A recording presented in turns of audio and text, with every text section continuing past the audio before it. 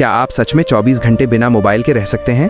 सिर्फ 24 घंटे, ना इंस्टाग्राम, ना व्हाट्सएप, ना यूट्यूब। सोचिए, सुबह उठते ही हाथ अपने आप फोन ढूंढता है, नोटिफिकेशंस चेक करना, रील स्क्रॉल करना, जैसे ये आदत नहीं, जरूरत बन गई हो।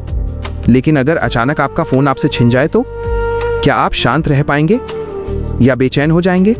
ये कहानी है एक लड़के की जिसने खुद को चैलेंज दिया 24 घंटे बिना मोबाइल के रहने का। शुरुआत में सब नॉर्मल लगा, फिर धीरे धीरे खालीपन, बोर्डम, इरिटेशन शुरू हुआ। समय रुक सा गया, लेकिन कुछ घंटों बाद उसे वो चीजें दिखने लगी जो वो हमेशा इग्नोर करता था। परिवार की बातें, खुद के अंदर की आवाज और वो सुकून जो स्क्रीन के पीछे छुप गया था।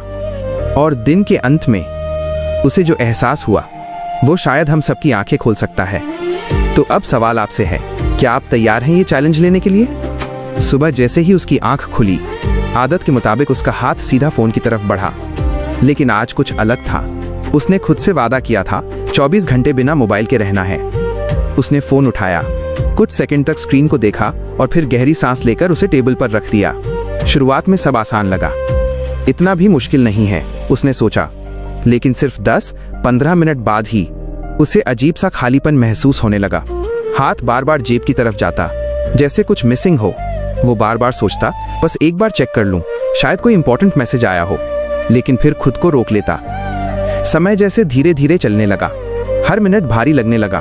और तभी उसे एहसास हुआ, ये सिर्फ एक चैलेंज नहीं, एक लड़ाई है खुद से। कुछ घंटे बीत चुके थे, लेकिन अब ये चैलेंज आसान नहीं लग रहा था। वो बार बार घड़ी देखता, समय जैसे रुक गया हो। कभी वो कमरे में इधर उधर घूमता, कभी खिड़की के पास खड़ा हो जाता, पर मन कहीं टिक ही नहीं रहा था। अंदर से एक आवाज बार बार आ रही थी, बस एक बार फोन देख ले। लेकिन इस बार उसने खुद को रोका। धीरे धीरे उसकी नजर उन चीजों पर जाने लगी जो वो हमेशा इग्नोर करता था। माँ रसोई में कुछ बना रही थी, पिता चुपचाप अखबार पढ़ रहे थे। घर में एक अलग ही शांति थी। वो उनके पास बैठ गया।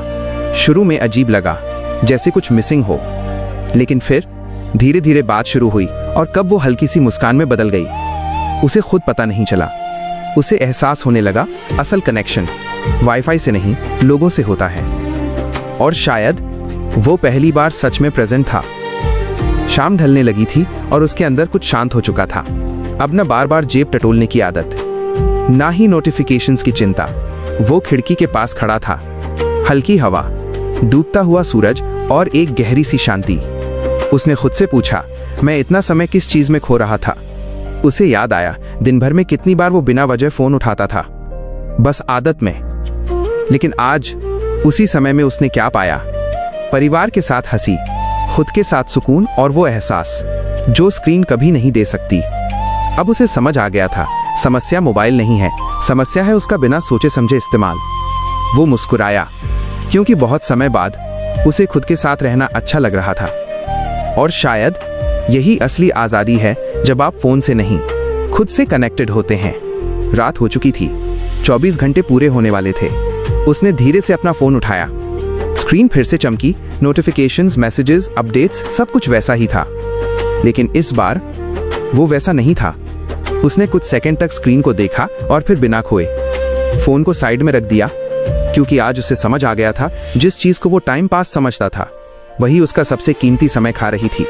सीख क्या मिली? मोबाइल बुरा नहीं है, लेकिन जब वो आपकी आदत बनकर आपको कंट्रोल करने लगे, तब रुकना जरूरी है।